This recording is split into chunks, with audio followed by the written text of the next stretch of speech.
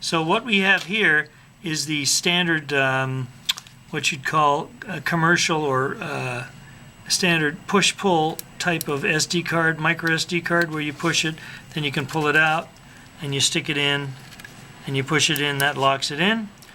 That's the common type of connector. However, in our Canby G2C1, we have a different style, and that's what we're going to show.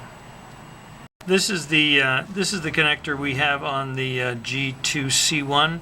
It's a latching, locking connector. The advantage of this is it captivates the micro SD card. So you'll see it's sticking out, but I can't push it. It doesn't work that way. There's a little slot here that you use. You pull that out and let it go, flip it up, and then you can pull out the micro SD card like this. Now when you're installing it, you have to get it within the little slot there. It's kind of tricky. You got to make sure it's fitting in the slot there. Push it down.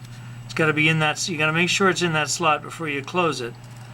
Then you close it, and you push down, and then latch it. Now, one thing to note is when you're doing this, I'll do this again.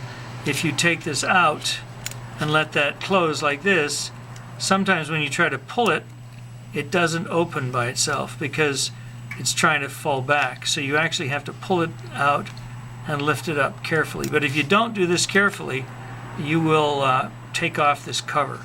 So you got to be careful. Once it's latched, it's very strong, but if these are somewhat fragile and can be broken.